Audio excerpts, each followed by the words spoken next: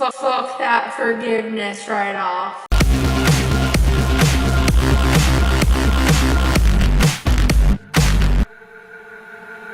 So, Shannon's back, and by the looks of it, she wants blood. 2.5 hours long, Jesus Christ. So I'm pretty sure the whole Creepshow Art drama stuff from a few months back actually happened before I started making commentary videos. But from what I can remember, I think she called Edwin's generation gay or something on like lol cow farms. And the other thing I remember is that Turkey Tom got into like drama with like the emos on Twitter just for like making a joke about the editing. And I think Shannon's actually like taken that on board. She has managed to create a PowerPoint presentation in Premiere. Now I won't lie, I haven't watched like the whole thing. I don't think anyone has. But honestly, Shannon, if I were you, I would have maybe added some explosions, like some VFX to like your video to make it more interesting. I also would have gotten a proper mic, and I also would have like cut it down to maybe 10 minutes, not 2.5 hours long. Even on like ADHD medication, I still couldn't get through it. So I'm just going to go over the parts that like I found kind of interesting. So yeah, like and subscribe, or you can fuck that forgiveness right off.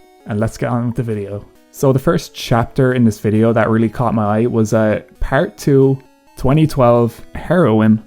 And you know, when I saw this, I thought, what does this have to do with the Lies of Emily Artful? You know, what could heroin addiction have to do with that? And from what I've seen, Creepshow Art tries to like accuse her of lying about her sobriety date from like heroin, saying that originally she got sober in 2012, but later saying she really got sober in 2015, which is understandable. Like, relapses happen. Heroin, in case you don't know, is really difficult to quit.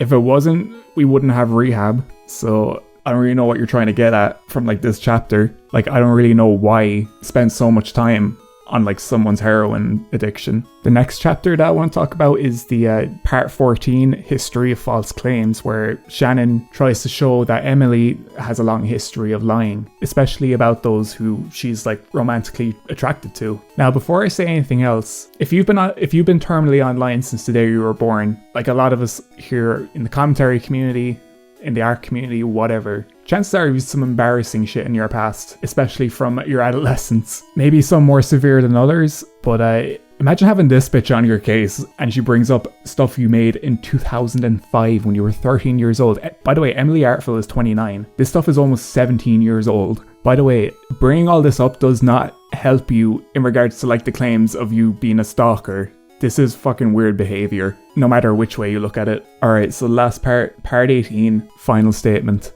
It's over. I am done. I am not coming back to YouTube.